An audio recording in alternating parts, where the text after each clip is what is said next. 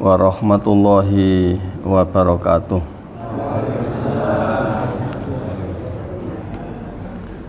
Alhamdulillah,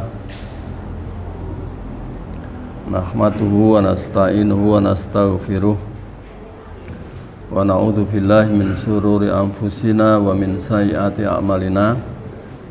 May yahdihillahu fala mudhillalah wa may yudlil fala hadiyalah. Asyhadu an la ilaha illallah wahdahu la syarikalah wa asyhadu anna Muhammadan abduhu wa rasuluh. Allahumma sholli ala Muhammad wa ala ali Muhammad kama shallaita ala Ibrahim wa ala ali Ibrahim wa barik ala Muhammad wa ala ali Muhammad kama barakta ala Ibrahim wa ala ali Ibrahim fil alamina innaka Hamidum Majid. Amma ba'du.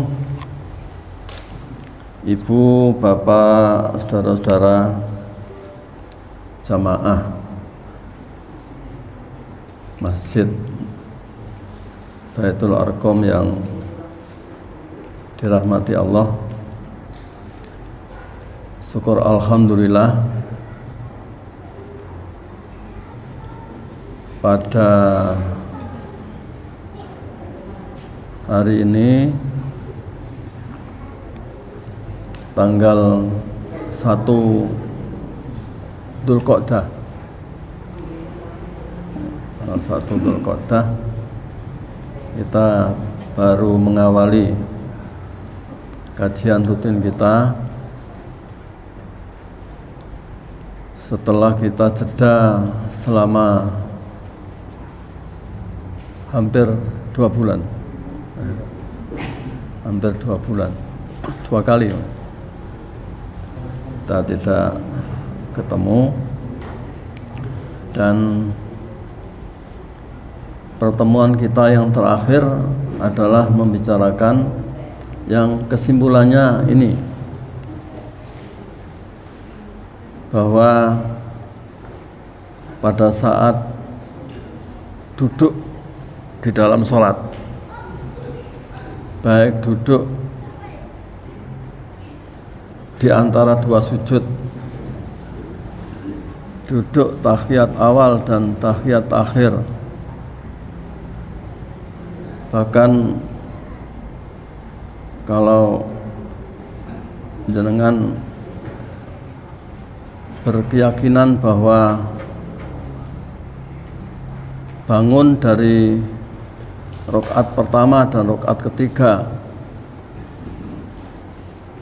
itu ada duduk sebentar, maka sesungguhnya termasuk itu semua yang seharusnya kita lakukan adalah ketika kita masih bicara tentang duduk di antara 2 sujud, dan itu bagian dari duduk di dalam sholat, maka mestinya termasuk duduk di antara 2 sujud itu mesti mengacungkan jari telunjuk, karena itu adalah syariat.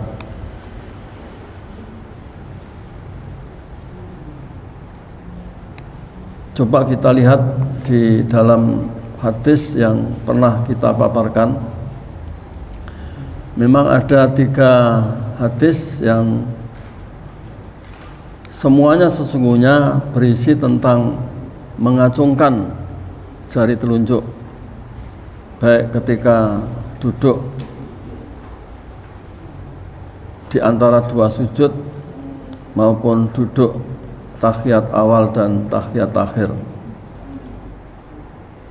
Yang pertama,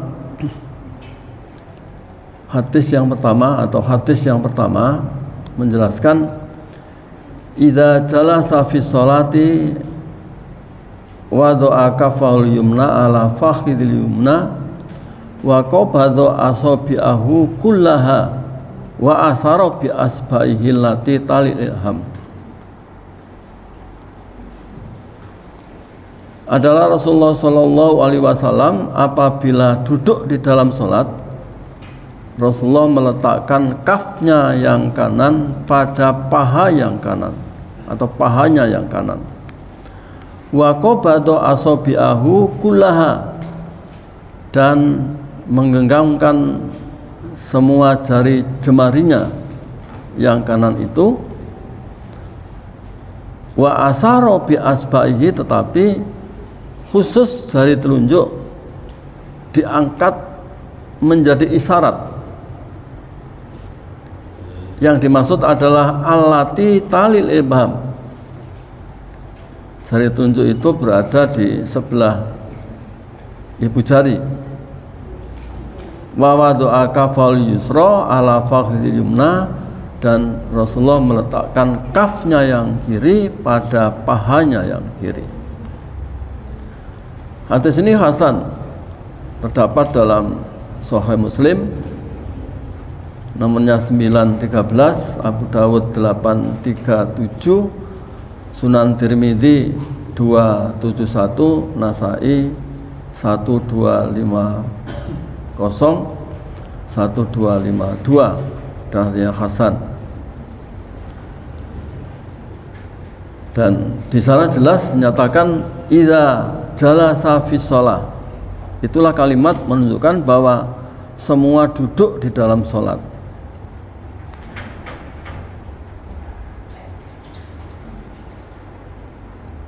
Terus bagaimana dengan hadis yang ketiga? Karena hadis yang kedua sekalipun itu juga bercerita tentang mengacungkan jari telunjuk, dan dinyatakan bahwa idza qa'ada yad'u, apabila Rasulullah duduk berdoa, ya, kalau hadis ini itu hanya ketika berdoa saja. Memang kalau berdoa itu, hadis ini kalau sahih itu menjelaskan bahwa ketika berdoa, dan berdoa itu antara lain sebagaimana yang biasa kita lakukan, duduk di antara dua sujud itu juga duduk berdoa, kecuali kalau kita punya keyakinan lain bahwa tidak ada doa yang mesti dibaca pada saat duduk di antara dua sujud, maka itu juga tidak berlaku. Tapi hadis ini dhaif, ya, sekalipun kalimatnya sama, berkaitan dengan semua duduk, terutama ketika membaca doa, itu memberi isyarat. Yang ketiga, dan hadis ini sahih, menyatakan bahwa an Ibni Umar, ya, an Ibni Umar, dari Ibnu Umar, anna Rasulullah sallallahu alaihi wasallam kana idza qa'ata fit tasahud, sesungguhnya Rasulullah sallallahu alaihi wasallam apabila duduk di dalam tasahud. Tasahud itu ada tasahud awal dan tasahud akhir. Dan hadis inilah yang seringkali digunakan sebagai dalil bahwa mengacungkan jari telunjuk itu hanya pada saat tahiyat awal dan tahiyat akhir, sebagaimana yang kita lakukan selama ini. Itu berdasarkan hadis ini.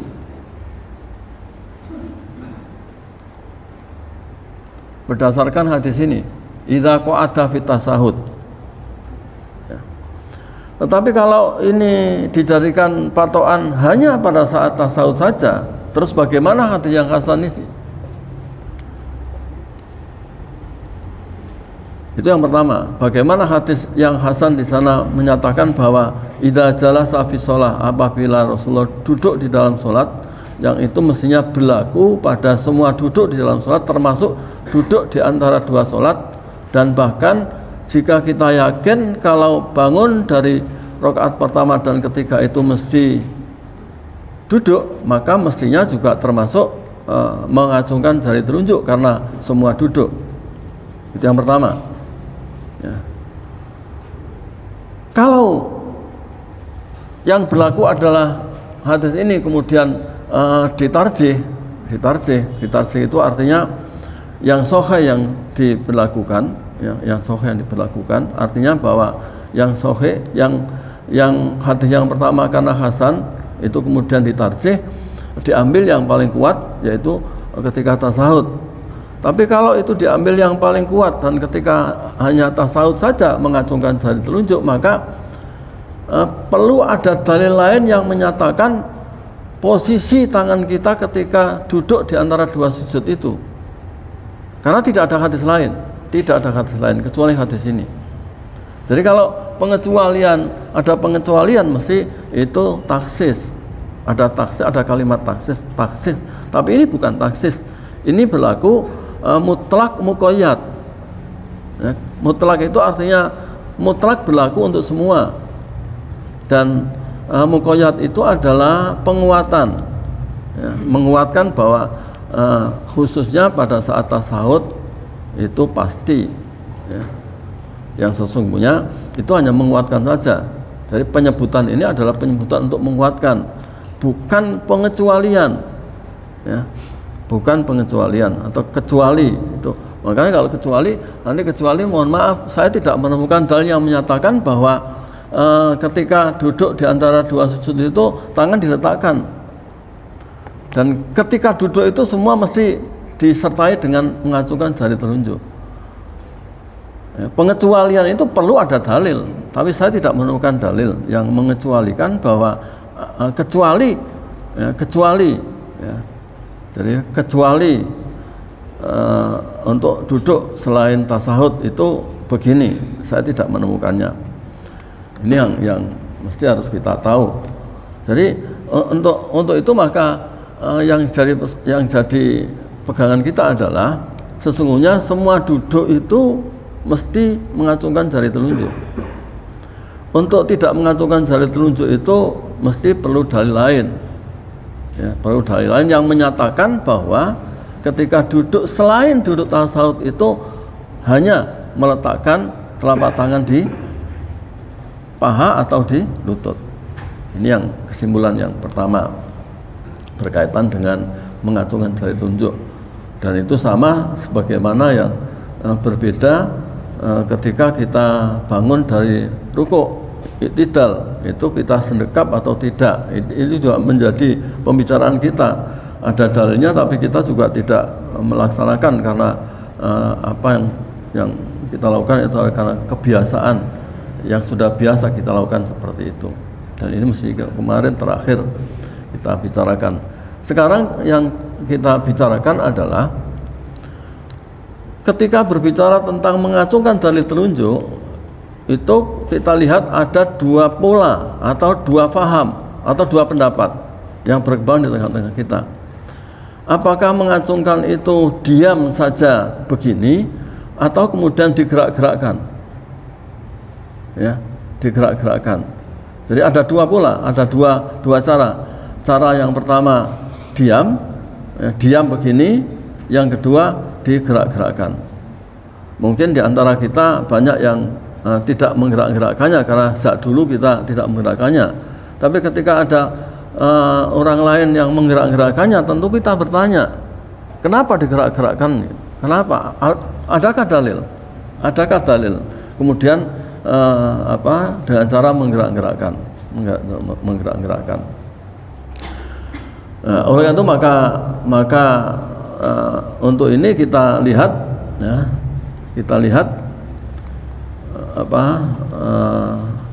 dalil atau pendapat yang pertama menyatakan bahwa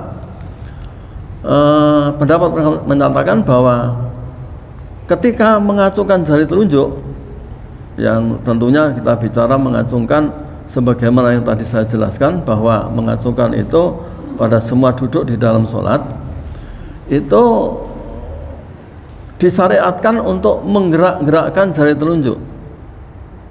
Kita lihat ada saudara kita mungkin atau mungkin jamaah kita ada yang mengacungkan dan disertai menggerak-gerakkan, ya, menggerak-gerakkan. Mungkin di antara kita ada, tapi mungkin hanya sedikit. Tapi bagaimanapun kita mesti harus tahu, kita tidak saja menyalahkan ya, orang lain yang melakukan.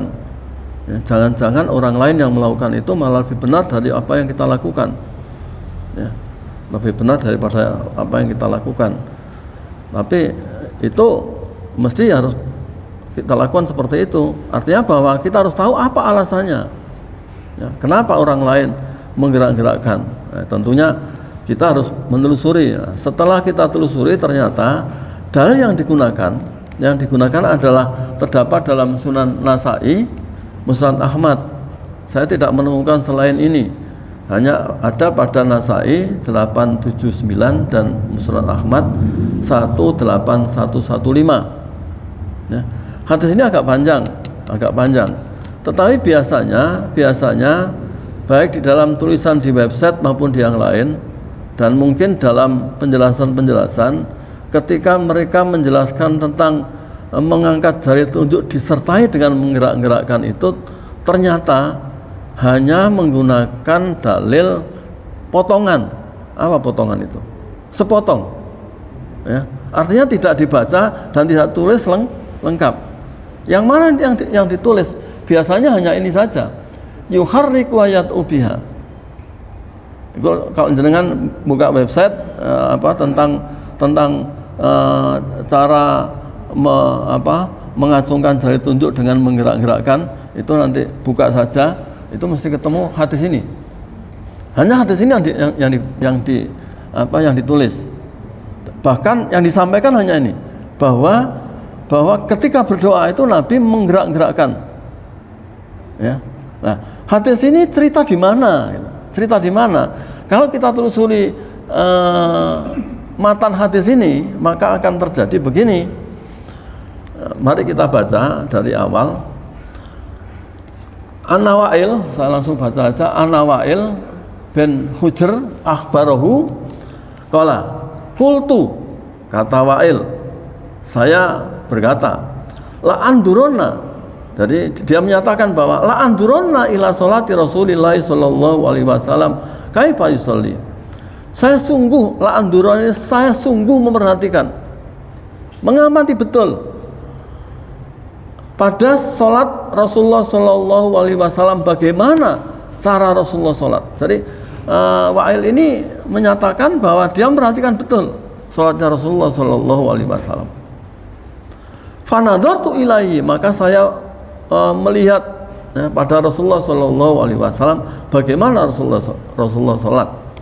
Faqoma, maka ternyata Rasulullah berdiri.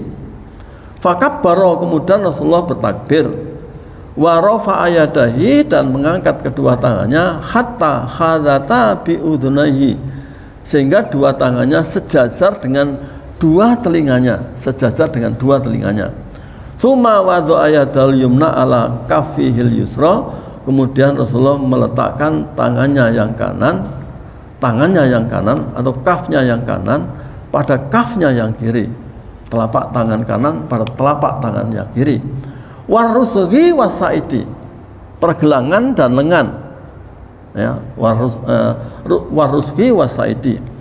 Falamma arada ayyarka, maka ketika Rasulullah hendak rukuk, ya, rafa'a yadayhi mislaha, Rasulullah mengangkat seperti pada takbiratul ihram itu, mengangkat kedua tangannya. Qala, kemudian Wa'il berkata, wa wada'a yadayhi ala rukbatahi, dan ketika Rasulullah rukuk itu meletakkan kedua tangannya pada kedua lututnya. Summa, ya, lamma rafa'a ra'sahu rafa'a yadayhi misla, kemudian ketika Rasulullah bangun dari rukuk, Rasulullah juga mengangkat kedua tangannya. Summa sajada, ini coba perhatikan. Summa sajada faja'ala kaffaihi bihidai udunaihi. Kemudian Rasulullah sujud. Ketika sujud itu Rasulullah menjadikan dua kafnya diletakkan pada sejajar dengan dua telinganya. Jadi kaf itu ketika sujud diletakkan pada sejajar dengan dua telinganya. Ya. Ini tentunya kalau melihat hadis ini, lebih dulu mana, ya, telinga dengan tangannya. Ya. kalau kita jeli, maka kita pasti bertanya, Karena di sini summa sajada wa ja'ala kafai bi khidai udhunahi. Kalimatnya sepertinya lebih dulu kepala daripada tangan. Ya, karena yang diletakkan sejajar itu tangannya. Ya, berarti kepalanya diletakkan dulu. Kalau kepala diletakkan dulu kira-kira karena summa sajada fa ja'ala kafai bi khidai udhunahi. Jadi diletakkan sejajar dengan dua telinganya. Ya, kecuali kalau yang dibicarakan adalah meletakkan tangan, ya. Jadi meletakkan kepala, ya, di antara dua tangan. Itu berarti tangan lebih dulu daripada kepala, ya. Tapi kalau ini sepertinya lebih dulu kepala daripada tangan. Ya, hadis ini dari kalimat itu sepertinya lafaznya saja sudah bermasalah. Tapi yang perlu kita ketahui bahwa summa sajada fa ja'ala kafai bi khidai udhunahi. Yang penting adalah panjenengan tahu kalau Rasulullah ketika selesai bangun dari rukuk dan kemudian sujud. Nah, ketika sujud itu Rasulullah meletakkan kedua tangannya sejajar dengan dua telinganya. Nah, sesudah sujud summa qa'ada waftarosa. Kemudian duduk, dan duduknya itu Rasulullah iftiros. Ya, iftiros itu apa? Ya, waftarosa rijla yusra, maksudnya kaki kiri digelar. Kaki kiri digelar, ya, digelar. Ya. Digelar. Wa wada'a kafal yusra, dan Rasulullah meletakkan kafnya yang kiri ala fakhidhi, pada pahanya, waruk batihi, dan lututnya al yusra, yang kiri. Jadi yang kiri diletakkan pada antara paha dan lutut, maksudnya itu tidak jauh dari lutut, ya, pokoknya lutut dan paha itu. Wa ja'ala hatta mirfaqihi, dan Rasulullah menjadikan sikunya, ya, ujung sikunya yang kanan ala fakhidhi, diletakkan pada apa? Pahanya, diletakkan pada pahanya, ya, diletakkan pada pahanya yang kanan. Summa qabadha isnaini, kemudian Rasulullah menggenggamkan dua tangannya, dua jarinya, min asobi, dari jari-jarinya, wa halaqo halqatan, dan menggenggamkan seluruh kakinya, seluruh jari tangannya, sehingga membuat angka 0, ya. Summa rafa'a isba'ahu, kemudian Rasulullah mengangkat jari telunjuknya, faro'aituhu yuharriku hayat ubiha, saya melihat ketika itu Nabi menggerak-gerakkan jari telunjuknya, dan Nabi berdoa. Saya tanya, ketika menggerakkan ini, ketika duduk di antara dua sujud atau ketika duduk tahiyat?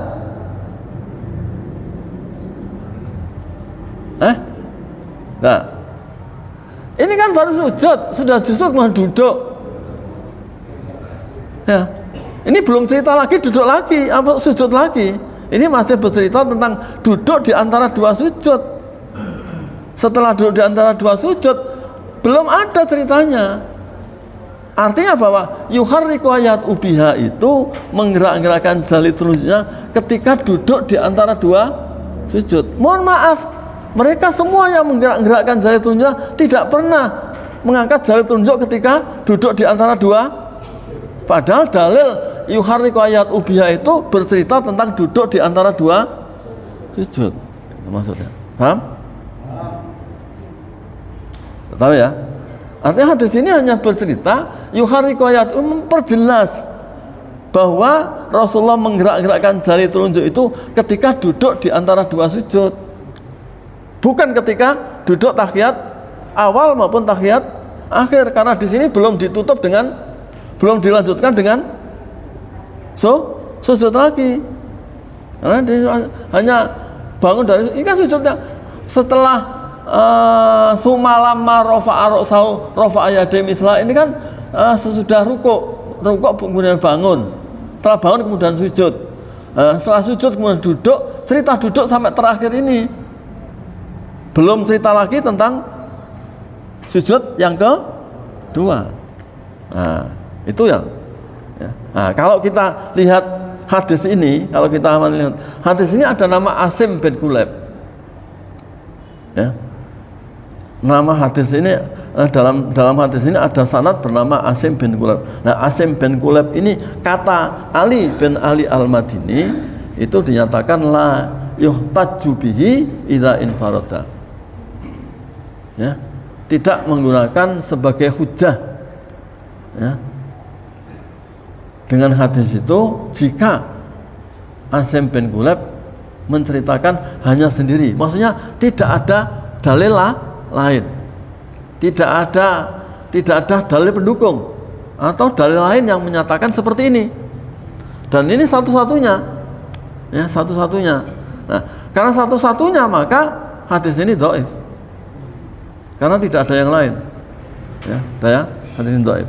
Nah, hadis ini kalau kita cross dengan hadis yang ada di Musnad Ahmad, Nasai, Abu Dawud, Ad-Darimi, yang hadis ini juga dhaif. Ya, hadis ini juga dhaif. Kalau kita crossnya itu hanya menyatakan bahwa fasajada fawadha'a yadayhi khadwa udunahi. Sujud meletakkan dua tangannya sejajar dengan dua telinganya, dan dua-duanya hadisnya dhaif. Yang cerita tentang meletakkan tangan sejajar dengan telinga itu artinya apa? Artinya lebih dulu kepala daripada tangan. Ya, mestinya meletakkan tangan dulu baru kemudian meletakkan kepala di antara kedua tangan yang dulu sudah kita jelaskan. Suma jalasa, kemudian duduk, faftarosa rijlahu yusra, kemudian menggelar kakinya yang kiri. Suma wadha'a yadal yusra ala rukbatihi al yusra wa wadha'a dhirahu yumna ala fakhidil yumna suma asaro bisababatihi wa wadha'a al ibham ala wusta wa qabadha sa'iru asabihi suma sajada fakana yadahu khidha udunahi. Kemudian sujud, ya. Jadi ini diapit dengan dua sujud. Nah, hadis itu mestinya begini, gitu. Tapi hadis ini sama-sama dhaif karena ada nama Abdul Razak dan nama Asim. Ya. Ini yang kedua. Jadi itu kalau dibanding seperti ini bandingannya sama-sama dhaif, tapi maksudnya banding itu artinya di sini hanya cerita sujud dan kemudian duduk di antara dua sujud tapi tidak dilanjutkan, ya.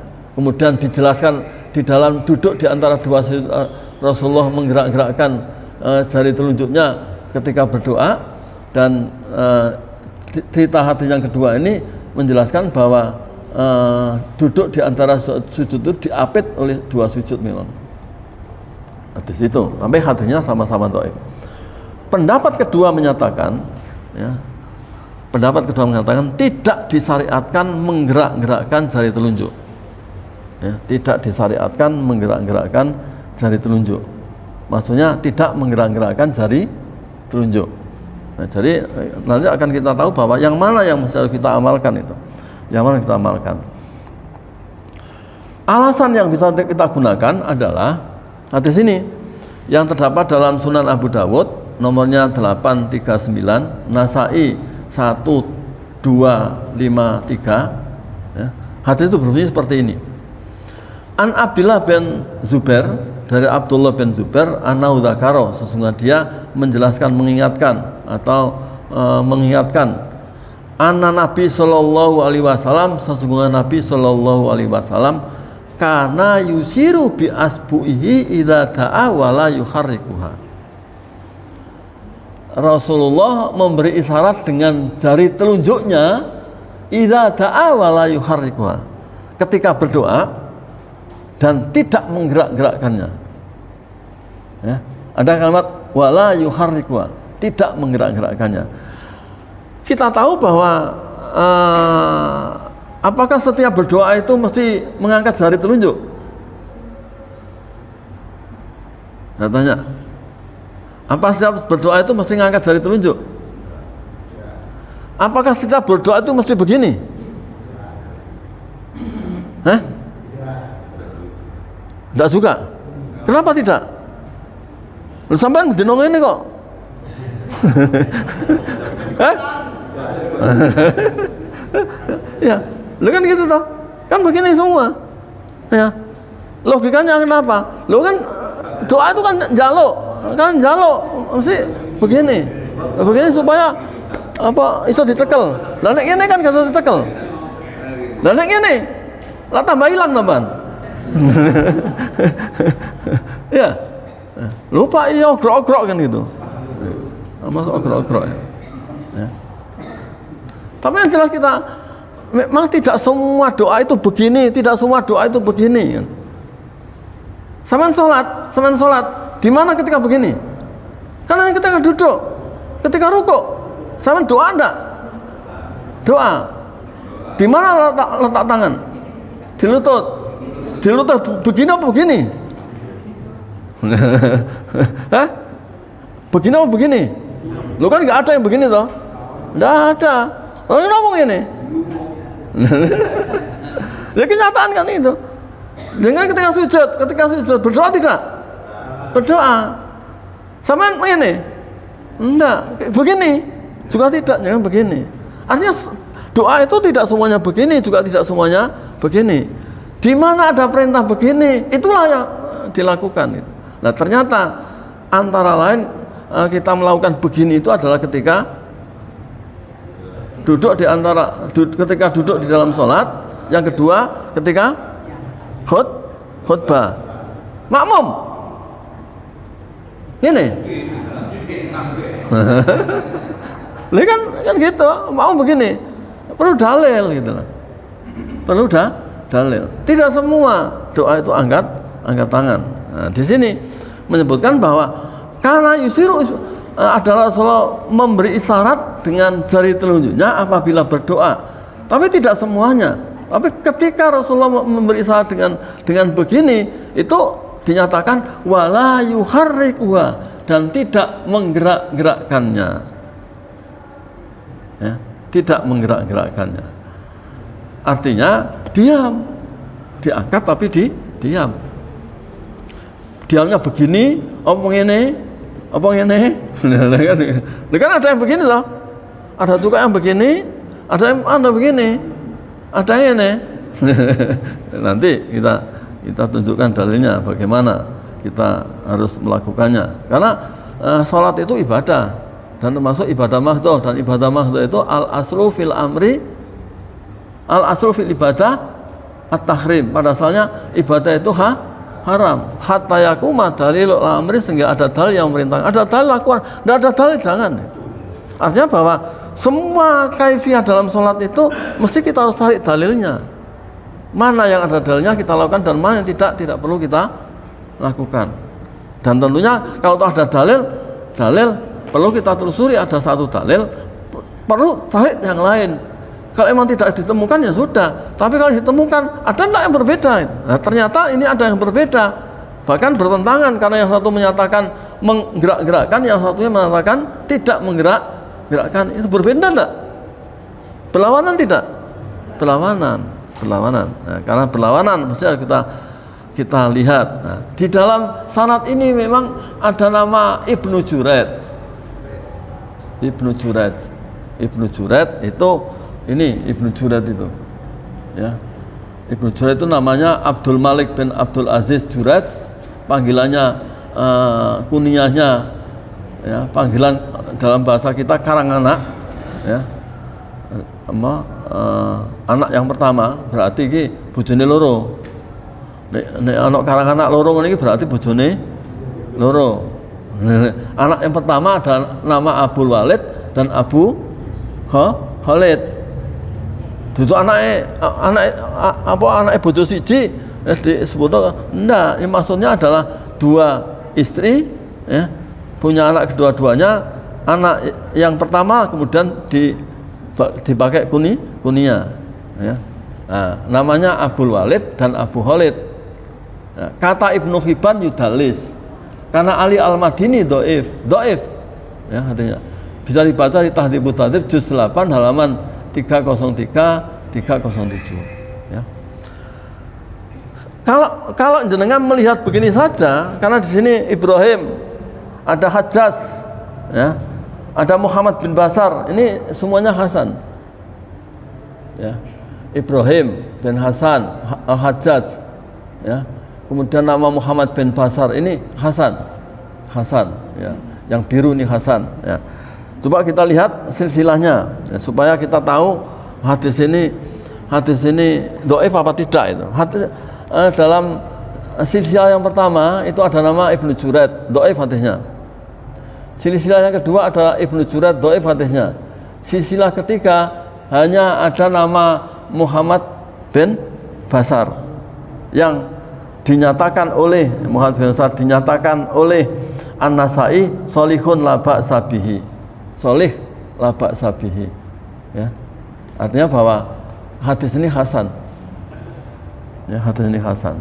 Nah, karena hadis ini hasan, maka bisa disimpulkan bahwa, ya, bahwa kalau menggerak-gerakkan jelas hadisnya apa? Dhaif, maka tidak bisa tidak harus ditarjih, ya. Tidak bisa tidak harus ditarjih. Ditarjih itu adalah diambil dalil yang paling kuat. Yang kuat yang mana? Yang tidak menggerakkan jari telunjuk. Jadi yang betul adalah yang tidak menggerak-gerakkan jari telunjuk. Sekalipun kita dalam kajian kita menyatakan bahwa ini yang betul, kita nggak perlu menyalah-nyalahkan yang lain yang melakukan. Kalau dia tanya kenapa kamu tidak menggerak-gerakkan, inilah alasannya. Gitu. Jadi sekarang ini memang kita kayaknya kita tidak bisa ada orang yang salah dan kemudian kita langsung tegur gitu, itu juga sekarang susah. Bisa-bisa, ya, karena pernah ada orang mengatakan bahwa ketika saya tegur itu ternyata begini, itu kan ada dalil lain, ya, artinya bahwa ada dalil lain dan itu menjadi alternatif. Nah, kalau ternyata hadisnya yang satunya dhaif, satunya hasan, mosok menjadi alternatif.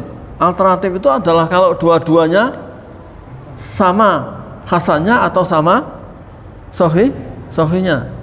Kalau peringkatnya nggak sama, apalagi dhaif dan hasan, itu jelas yang dipilih adalah yang paling kuat, ya. Oleh karena itu maka sekali lagi yang tepat sebagaimana yang kita amalkan, dan kita nggak perlu ragu bahwa ketika kita mengangkat jari telunjuk, ya, dalam duduk, ya, ketika sholat, maka kita tidak perlu menggerak-gerakkan jari telunjuk, cukup dengan memberi isyarat tanpa harus begini.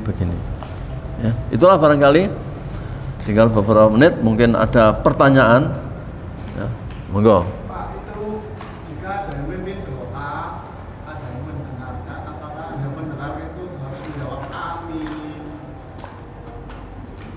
Sudah. Ya. Kalau ada perintah amin, kita amin. Ya. Ya, ada perintah amin, kita amin. Contoh maunya waladolin, ya, amin. Ya, itu perintah. Karena kita diperintah baik itu imam maupun makmum baca amin. Seluruhnya baca amin. Tapi kalau imam berdoa ketika khutbah Jumat, itu saya tidak menemukan harus baca amin. Tapi memang ada hadis lain yang menyatakan bahwa malaikat ketika berdoa dan kemudian Rasulullah mengamini, ya, mengamini. Tapi apakah harus begitu seluruhnya? Ini kan juga harus, karena doa itu doa wal ibadah, doa itu adalah ibadah.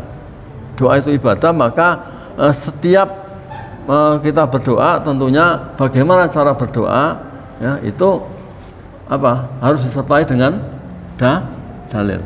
Harus disertai dengan dalil. Nah, kalau tanpa dalil, maka kita jangan-jangan melakukan sesuatu yang tidak dicontohkan oleh Rasulullah. Memang kalau ada hadis yang menyatakan bahwa ad-du'a'u mukhul ibadah, itu sepertinya doa itu saripati ibadah, dan sepertinya itu bisa saja doa apa saja. Tapi karena ad-du'a'u wal ibadah, doa itu ibadah, maka yang berlaku adalah ibadah itu ya taqarrubu ilallahi bimtisali awamiri wa jtinabin nawahi wa amila bima adina bi syari'u wa hiya amatun makhosotun. Memang yang khoso itu adalah ibadah mahdhah, dan ibadah mahdhah itu al aslu fil ibadah at tahrim. Pada dasarnya ibadah itu haram hatta yakuma dalil al-amri, sehingga ada dalil yang memerintahkan. Kita hanya melaksanakan perintah saja. Nah, oleh itu maka satu persatu mesti harus kita kaji. Ya, harus kita kaji. Monggo, Pak. Pak, yang kita kaji matanya atau sanad? Karena mata jelas. Hadis ini sama-sama sahih, bukan itu berarti matan yang kita. Mana sama-sama sahih? Mana sama-sama sahih? Iya. Mana yang sama-sama sahih? Yang mana? Yang sama-sama yang mana? Ada dua, matan sama-sama. Ketika masalahnya sahih atau bisa diurut, maka matan yang kita kaji. Matan itu apa sih? Matan itu maksudnya isi daripada hadis itu, redaksi dari hadis itu. Redaksi hadis itu apakah sesuai dengan yang kita bicarakan? Kalau nggak sesuai ya kita sisihkan saja. Yang kita bicarakan apa? Sesuai enggak yang kita bicarakan? Termasuk diantaranya ini, yang ini yuharriku ayat ubiha. Kalau itu membicarakan duduk tahiyat awal dan tahiyat akhir, loh kenapa yang dibicarakan menggerak-gerakkannya pada duduk di antara dua sujud? Itu dari sisi redaksi sudah tidak pas. Apalagi kemudian kalimat-kalimat yang lain, ya, kalimat-kalimat yang termasuk diantaranya lebih dulu mana meletakkan kepala dengan kedua tangan, itu jelas, itu redaksinya ya tidak bisa diterima, ya. Tidak bisa dipraktekkan. Kalau dipraktekkan bencut dirunge. Iya, monggo. Ketika imam membaca waladhdallin, kemudian kan imam baca amin dan makmum baca amin. Nah, itu caranya makmum itu baca aminnya kapan? Setelah imam baca baru makmum atau bareng? Dan nanti kalau imam nggak baca itu gimana itu? Ada hadis menyatakan bahwa bacaan amin itu kalau sama itu diikuti malaikat yang sama. Artinya bahwa memang disyaratkan untuk membaca yang bersamaan. Jadi imam baca, makmum juga baca. Nah, tentunya baca amin itu ketika imam selesai baca waladhdallin. Tapi anak-anak enggak, karena waladhdallin belum selesai sudah baca amin. Apa sebabnya? Rumoso lebih tahu lebih dulu. Sudah hafal sehingga waladhdallin amin dulu. Padahal mestinya waladhdallin baru amin, sehingga bisa bersamaan imam dan makmum. Dan imam mestinya harus lakukan itu.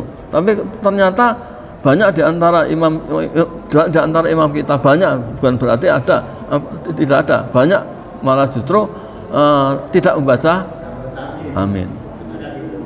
Ya, imamnya tidak baca amin. Ya.